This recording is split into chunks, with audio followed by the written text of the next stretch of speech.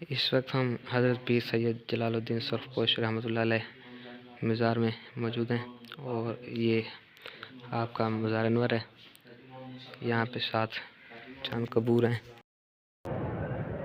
दाता साहब माशाल्लाह पहुँच गए हैं और दाता साहब हाजिर होगी और इसके बाद हम होंगे घर की तरफ रवाना। दाता साहब मज़ार की तरफ हम जा रहे हैं जी। तो ये दाता साहब है और यहाँ पे लोग ज़ियारत के लिए आए हुए हैं और मज़ार शरीफ का माशाल्लाह काम हो रहा है। बहुत ही खूबसूरत हो गया है मज़ार शरीफ माशाल्लाह।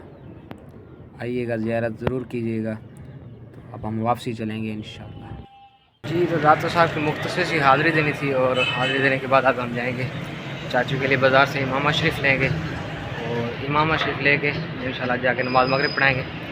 मगरिब पढ़ाने के बाद जी तो हम अब अलीपुर पहुंच चुके हैं और अलीपुर से आगे जा रहे हैं मिस्टर आबिद की तरफ। वहां पे थोड़ी ताज़ियत करेंगे, उसके बाद फिर मज़ारात की हाज़िरी करेंगे। तो हम आबिद साहब के पास पहुंच चुके हैं।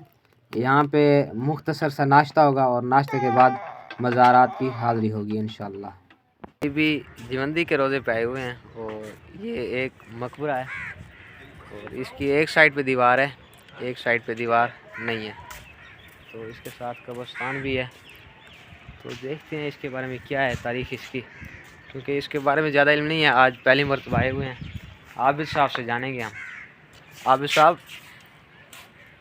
आबिद साहब जी, ये देखें, ये एक साइड से टूटा हुआ है और एक साइड से ये बना हुआ है। 1817 में शदीद सैलाब आया था जिसकी वजह से इसकी दीवारें गिर गई थी और उसके वजह भी ये तामीर करते हैं, मेरे ख्याल से ये गिर जाती हैं। ये देखें, इसी तरह ये और इसकी ये जो सामने वाली साइड है ये महफूज है और इसकी जो बैक साइड है वो शहीद हो गई है। तो इसी तरह ये तीसरा मकबरा है, ये मज़ार है। यहाँ पे कबूतरों की काफ़ी तादाद मौजूद है। तो इसे हम यहाँ पे देखते हैं और इसकी तारीख भी पढ़ते हैं कि इसके बारे में क्या है। ये कब्रिस्तान भी है और इसे बीबी जीवंदी का रोज़ा कहा जाता है। ये मकबरा बीबी जीवंदी, ये मकबरा जिसे आमतौर पर बीबी जीवंदी वफ़ात 708 हिजरी 1402 ईस्वी के नाम से जाना जाता था, जो कि खरासान के कुरान मोहम्मद इरशाद ने 15वीं सदी ईस्वी 1494 या 1497 ईस्वी के आखिर में तामीर कराया था। उसमें सबसे नुमाया मकबरा है। मकबरा हश्त पहलू पर पक्की ईंटों से बनाया गया है जिसके हर कोने पर बुर्ज है। मेहराब वाली खिड़कियों वाली छोटी हश्त पहलू पर एक गुंबद ऊपर उठाया गया है।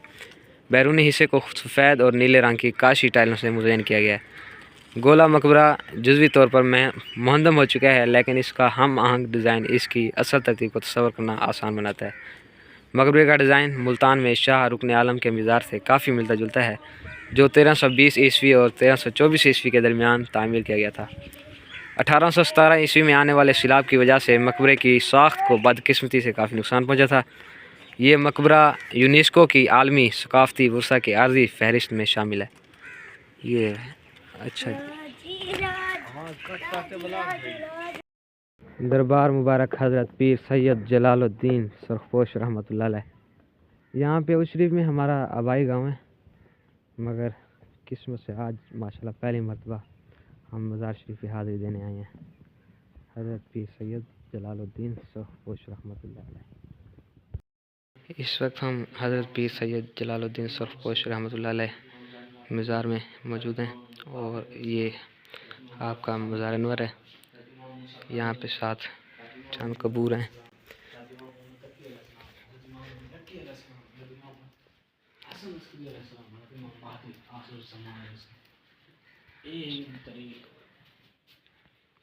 सुल्तान शेख कुतुब आलमीन सुल्तान औलिया शम्सुल आरिफीन सुल्तान व करामात मूसाए आला सादात बरसगीर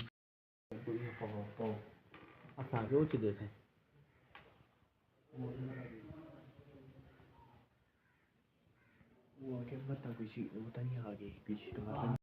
देखें, पुराने दौर से ये लकड़ी की छत बनी हुई है।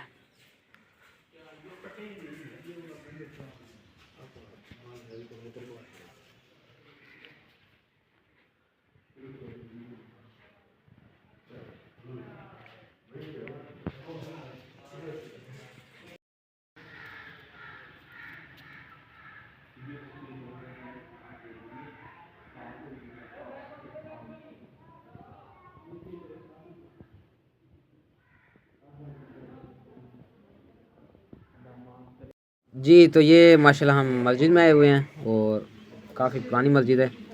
आज हमें जी इजाज़त, इंशाल्लाह नई वीडियो के साथ हाज़िर होंगे बहुत जल्द। चैनल को सब्सक्राइब कर लें, वीडियो को लाइक